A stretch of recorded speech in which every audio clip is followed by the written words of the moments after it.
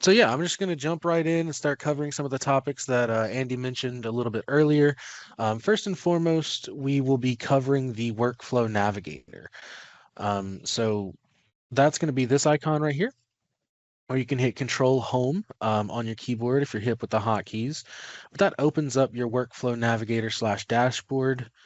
Um, and then this will walk you through how to create a job and then kind of start to finish what you're going to be looking at when you are bidding a job, where you would like to go, the steps to take. So bid items, if you have indirects or prorates, to your summary sheet, out to your different reports or your proposal.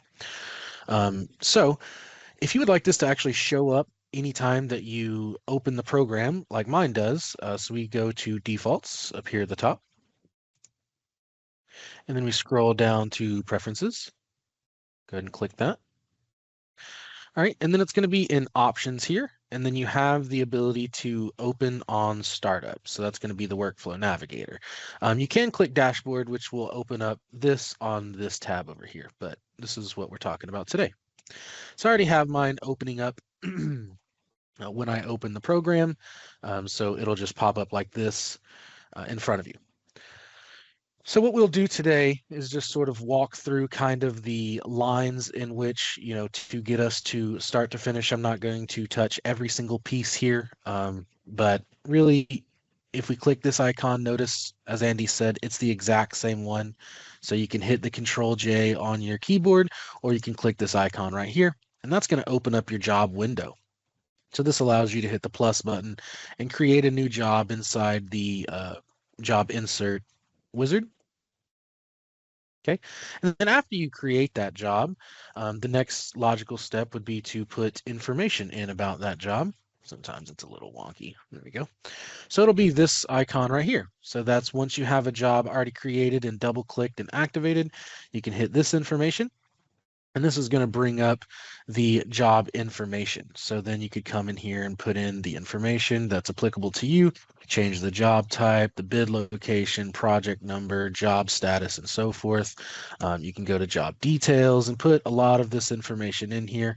Notice this bid results and award tab down here at the bottom is one of the many tabs that we have in here, and I'll be covering that a little bit later as one of the other topics. But we have bid information. You can put, your bid bond percentage, the amount that the estimated bid is. You can do plan specs here, specifications, plan locations. You can add different things, your DBE goals, and different owners.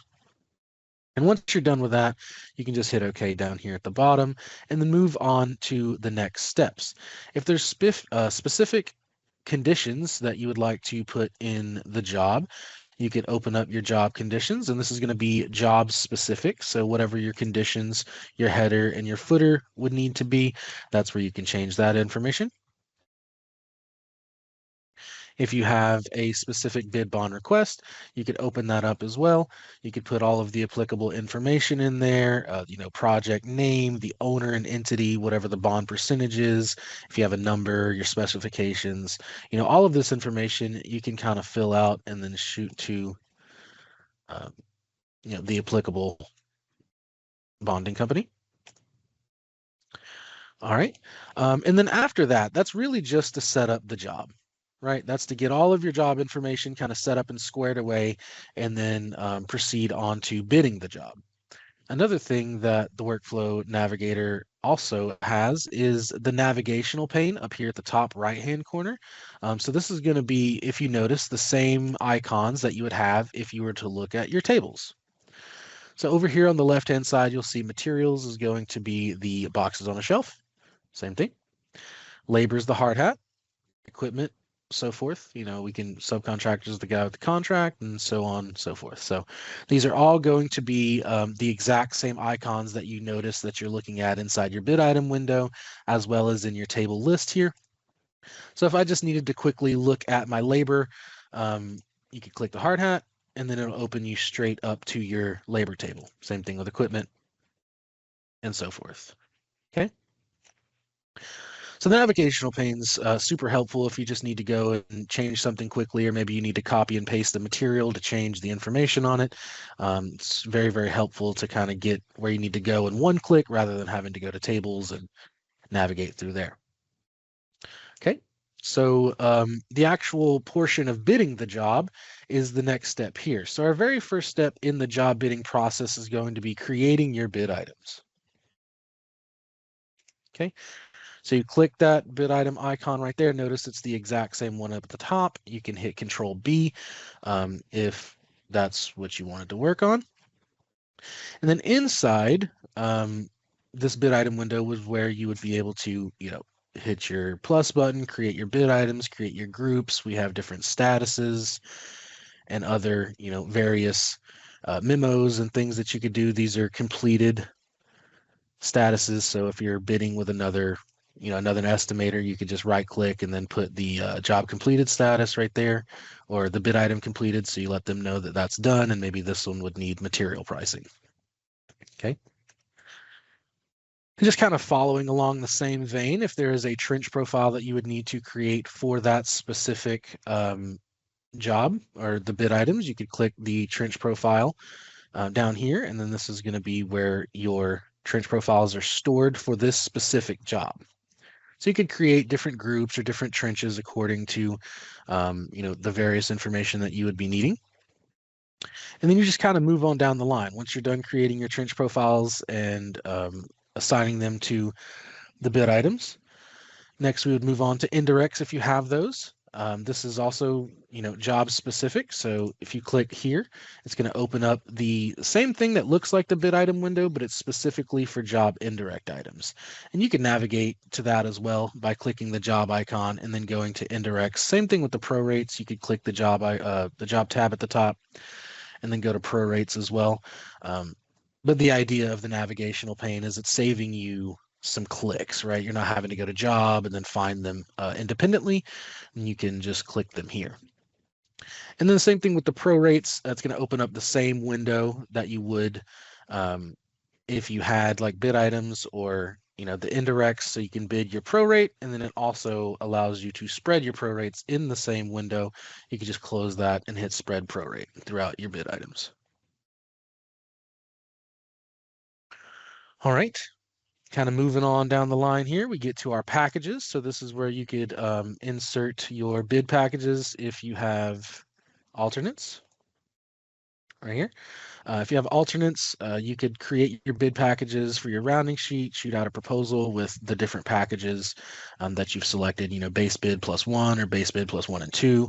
And so forth. We have the material comparison package, so you can actually choose either the group of materials or different bid items that you would want to create a package for and send it out to your material vendors to get their information on.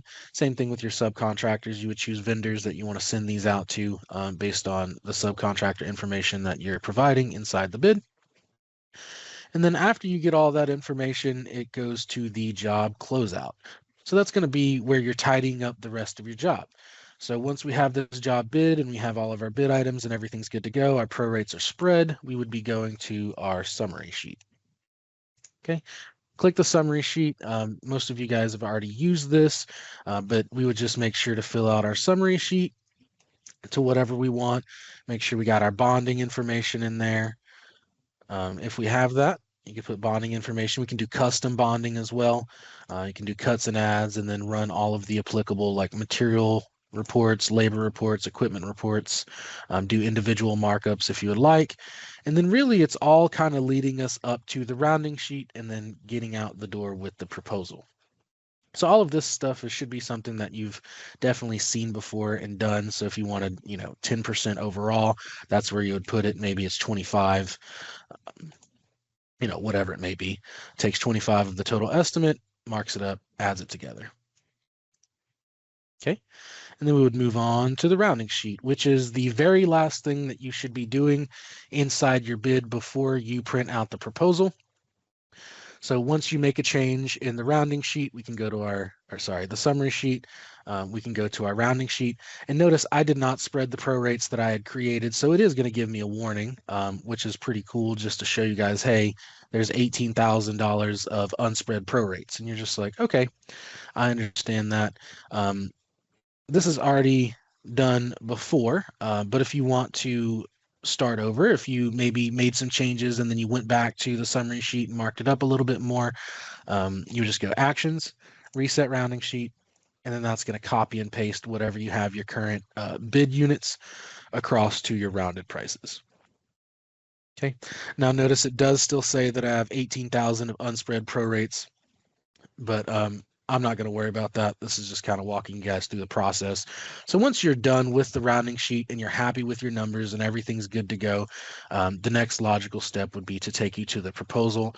But I actually like to go to the report section first in case if you need to run any other specific, job specific reports, you can build, report packages and things like that. But just click the proposal here, hit the start button, and it will print out, you can have the applicable header, footer, if you want to print out group memos and things like that, hit OK.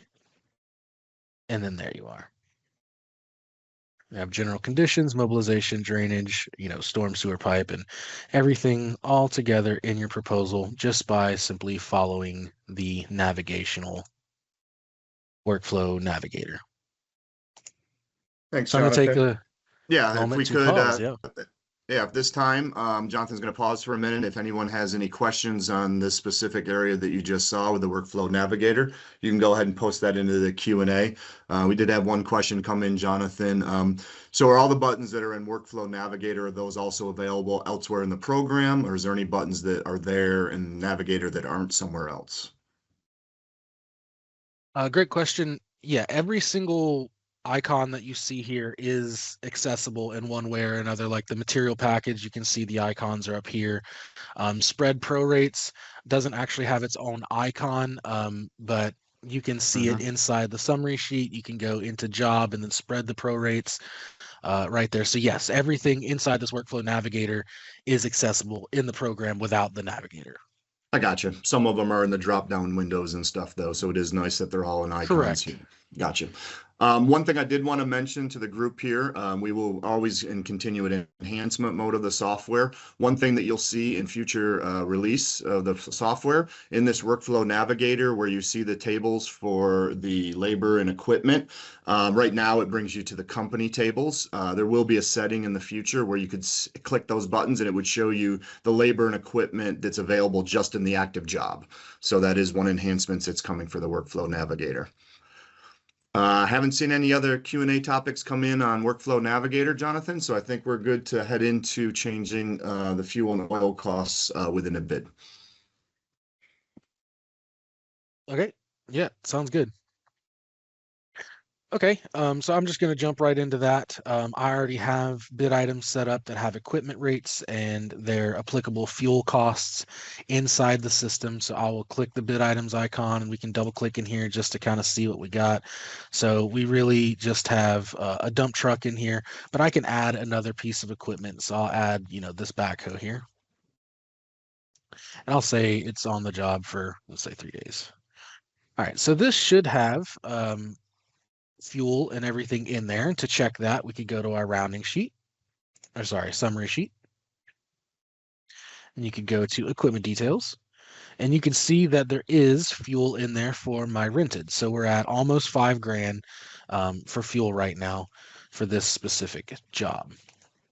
Okay, so I'm going to actually check and see. So it's going to be the weekly rental rate.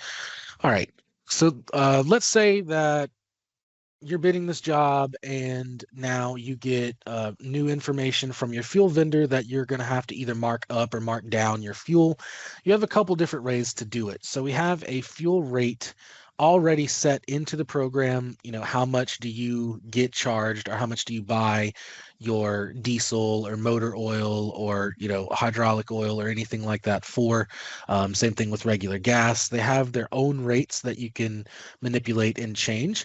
We also give you the ability inside the summary sheet to mark up or down the, the specific cost for this. So if you wanted to, I don't know, mark it up 15%, you can mark that up 15% there.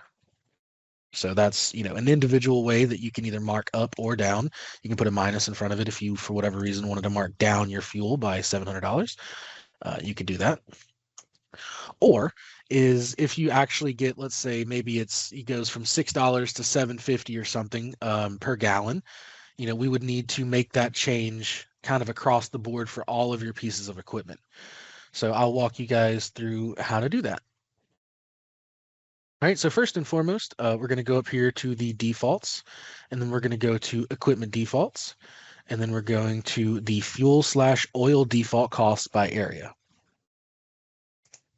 Okay. All right. So now what we're going to be looking at here is all the different areas that I actually have inside my system. So right now it is running on the per week. That's my default, is my rental per week. That's what I'm running in here inside this job. So you can see it's going to be at the top if it is your default. So you can make changes in here, or you can go in and make your default changes. So these are going to be changes specifically like what is the baseline for what you would get this costs. Okay, so I'm just going to actually make changes in here. I'm going to stay instead of $6 for this diesel fuel, maybe it's $7.50. Okay, and then of course you can put in a vendor if you get it from yourself, if you get it from a plug vendor or Shell or whoever, you could put in the number and then hit OK, and then that's going to change it inside your fuel/oil default cost by equipment area.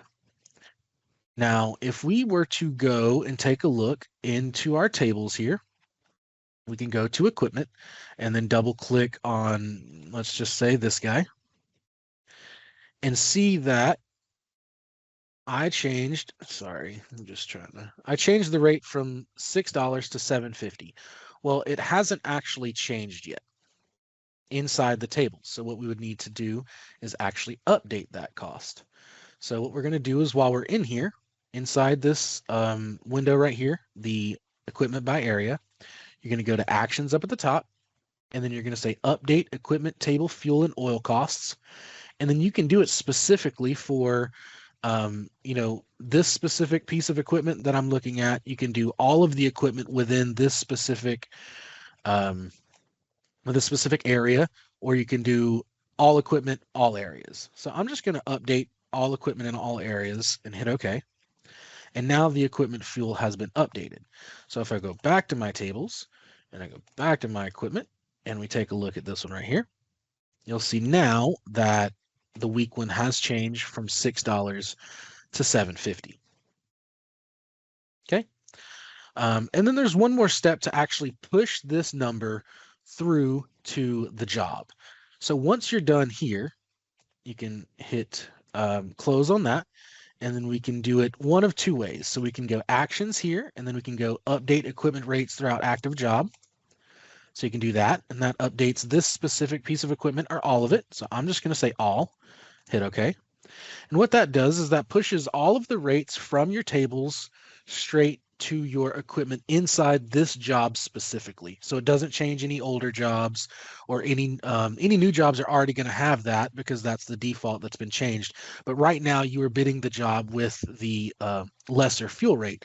So now that we come back and we've pushed this all the way through to our job, we should see some changes from $6 a gallon to $7.50. So if we go back to our summary sheet, you should be able to see it was 4,700 in there. So now it's 5,900 in fuel. Okay. And then the other way that I'll show you guys that you can kind of refresh the cost as well, and you can do it for anything inside this window, is if we go to utilities here, you can go up to the top and click refresh all detail costs from table. So if you're making any changes in your material, any changes in your labor or workers' comp or anything like that, right now I would only have been doing equipment, but you can actually mark them all if you wanted to push the most up-to-date recent rates through all of your job. But right now I was only worried about equipment. Now I've already updated it, but just to show you the process, you just click equipment, you hit update costs. It says, are you sure you want to continue? Because this is going to change the detail prices in your estimate. You say yes, and then that's going to just update the cost to what it already would be. And then you're ready to rock and roll. I'll pause there for any questions. Thanks, Jonathan. So yeah, if anybody has any questions on what you just saw in terms of updating the fuel and oil costs, please post into the Q&A. I'll go ahead and ask or put one in there that I think some people may ask. If any of you are that are on the webinar, if you have your equipment, and some of you may have, if the question would be is, what if I don't have the fuel burn and stuff set up in the detail for my equipment? Can I go back and do anything with that? And the answer is yes, absolutely. You can reach out to anyone on our success team, Jonathan and I, which is simply you can email success@sharpesoft.com, and we'd be happy to set up a time if you want us to go through with you and help and show you how to update your equipment if you don't have it set up to calculate how much fuel we use. Could you show maybe, Jonathan, a little bit just where and where that would be within the detail of the equipment in case they wanted to do it on their own? Yeah, absolutely, absolutely. So we were looking at this dozer, this D3 dozer right here. And really there's two spots for it. So this is going to be what we call as our default usage. This is what it starts with, in every area that you're going to be using. And this is going to be the default fuel code. So this is D for diesel. And if we were to click inside of here, you'll see that the usage is across the board 1.71. Now, let's say that this is a rental piece of equipment. So if you don't own it, maybe the rate is a little higher. Maybe it's like 2.5 per. You can actually go in here and hand type that it uses 2.5 rather than 1.71 if you wanted to. Now, of course, you would need to go back to your actions and then push that through the active job and so forth. But that's where you would come in and say, I use diesel for fuel. I use 2.5 gallons of diesel because it's based on what your defaults are set to. So like this oil, you could set it up as quarts, you could set it up as gallons. It's, completely up to you. But we're saying that it uses 250, 2.5 gallons of diesel per hour, and that we get charged $7.50 per gallon. So it does, simple multiplication, and it comes out to be 1875. So that's how we would add it together. We have the hourly rate of 46.13 plus the 1875, and that's how we're going to come out with this $64.88 hourly base rate. And then it just multiplies this hourly rate by whatever your the work week set to. So I have it set to 8 hours, so it just multiplies that times 8 to get your daily rate. And you could change any of these. You can change them per area. You could go in and change the defaults, however you want inside your tables. Great. Thank you, Jonathan. Yeah, I don't think we had any other questions on fuel and equipment at this time, so we can head to our third and last topic. Perfect. Sounds good. All right. Well, I'm just going to jump right in. If you guys think of any other questions, in the meantime, before we get to the very end, we'll have a little bit of break for some questions and answers. So if you have any questions, definitely feel free to get those filled out. So the last step I already kind of alluded to a little bit earlier when we were talking about job information is going to be the bid results and awards section down here at the bottom. So I'm not sure, if you guys have clicked down in here yet, or, how often that you use this portion of the program. But it is kind of cool to go back and look at, the different bids that you've won or lost and kind of keep track of those inside the software. So how you would do that is, if you have 4 or 5 different jobs, you can click here and see that this is all, excuse me, manually filled out here. So I put these numbers in here, but you're going to know, who the bidders are, especially if it's public work, what the engineer's estimate is, and so forth. So you would be able to kind of fill this out. And once you set your selection of our position to number 1, it counts this job as a 1 job, an awarded job. So, we do have some matrices inside the program and in our dashboards that we can cover in a later webinar that kind of check this information for you. So you can see, how many estimates a specific estimator has won in during a specific time frame. You can also kind of do some stuff with your job statuses and stuff like that. But really, this is kind of the meat and the potatoes of it. Is you're going to look at your, your past bid results, fill in the information, what your rate was, what the different bidders was. Maybe it was just one other bidder, but then you just put, what your position was, whether it was first, second, or third, however you want to set that up, and then it gives you the percentages and information based on what you've provided, what the difference is from the lowest bid. So obviously it's 0% because we're the lowest, and then it'll tell them that it was their bid was 3.25% higher, and then it was 5.12% higher than what we said the engineer's estimate is. So it kind of just gives you a quick breakdown of like where their bids were at and what yours could be. So maybe if you're not the winner necessarily, you could see kind of where things went awry as far as what the percentage from the low is and then what your percentage is from the estimate. But this is all information that you would have to, get provided to you, and then fill this in.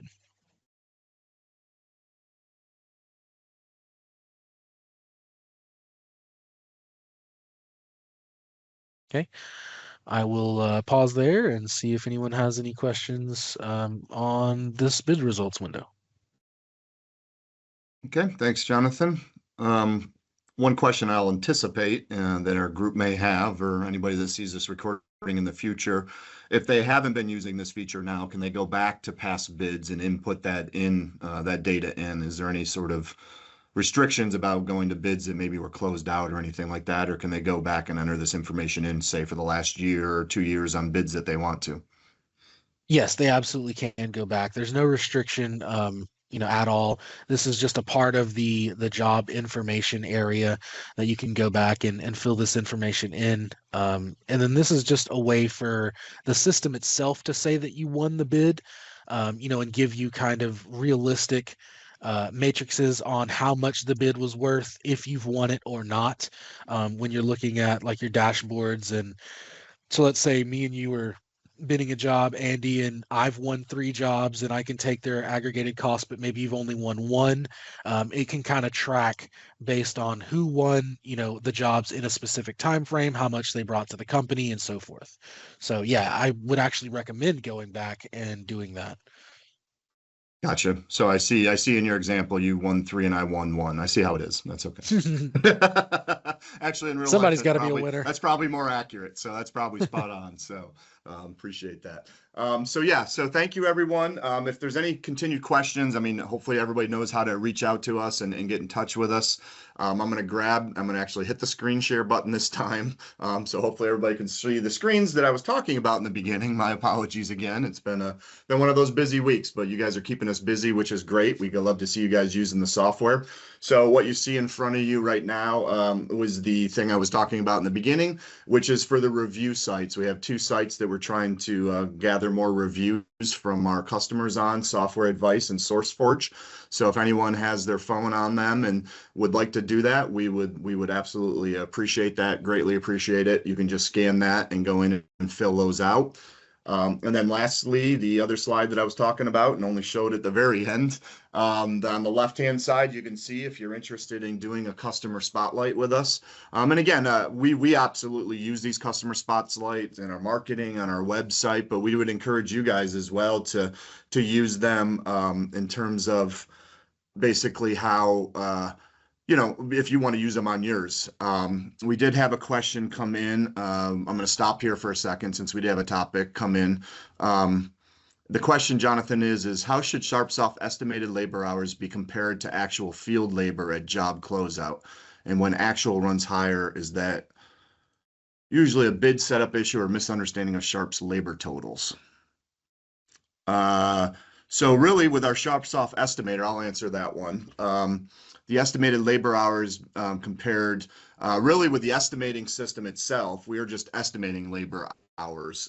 Any sort of tracking from the field in terms of consumed hours as the job is going on would be a different tool, different application, would be a field tracking application. Most of those have the ability to receive estimated quantities from our system and compare that to collected quantities. Yeah, and to Hopefully just that kind of answers tack that on, question. Yep. Just to kind of tack on to that, another thing that you can do is you create a copy of the job so you can actually track your actual versus totals, or cost versus actuals.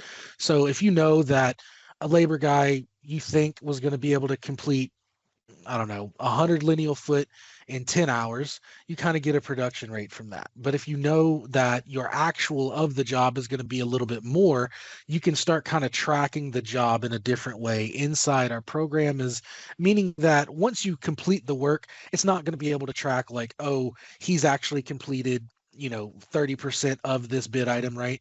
That's not a tool that this program does. But what you could track is once it's done, you can reevaluate the production rates for future jobs. So you know that if you initially bid it at 10 lineal foot per day or per hour, and it's actually 12 or 15, or maybe it's less, right? Maybe it's 8. Once you create that job, you can actually make a copy of it and then use the newer information as kind of the starting basis of what it should be kind of moving forward. So we don't have that, the job tracking where you can kind of do the percentages and track that money total, but we do have the ability to go and create a copy of the job and kind of do like almost like a change order. Instead of it being 10, you could change it to 15 and then kind of see what the numbers should have been in the first place. Yeah, and another thing I would just bring up too is what we see oftentimes, as you guys know, as estimators, it's a plan to do something, but we know when it gets out into the field, sometimes that can change. So in other words, you might bid it as a 5-man crew that maybe can do 200 cubic yards per hour. But when it actually gets out in the field, for whatever reason, they're running a 6-man crew. Well, our hopes would be is they're running it one more person than you have bidded on. Are they hopefully making up for that on the production side? In other words, are they maybe able to get to 250 cubic yards per hour where you might have more labor hours, but maybe you got it done in less time? So a lot of that's just, again, as you guys know, a plan to do something, but I would also really dig into the details of, hey, if I estimated it with 5 people in the crew, are they actually doing that out in the field with a 5-man crew or not? I would also encourage you guys, there's the reports within the system that can help be a report that you can give to the guys in the field and show them this is exactly how we bid the job. And here's the makeup and what we did in terms of that. So those are just some of the real life examples we tend to see with that. Hopefully that answers your question. Okay. If not, go ahead and post another one in there and we'll try to clarify if there is any, or like I said, you can reach out to us at success at SharpeSoft and let us know of any questions you may have there. As also you see on the screen too that I still have up there, we would certainly encourage you guys. The middle QR code is our topic for any suggested topics for future webinars. Please let us know of any areas of the program you'd like to have us go through a little bit more in depth.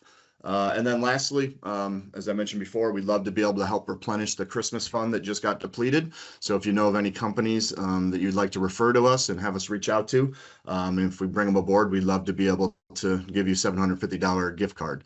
We did have a new post come in. Oh, Trent said thank you. Absolutely, for answering that question. So again, you will receive a recording of this. Please keep an eye open. We plan to do these webinars every month on the last Thursday of the month. Please feel free to spread it around as you get the invites to anyone else in the company that you'd like to join. And again, you will have a recording of this that you can help share as well.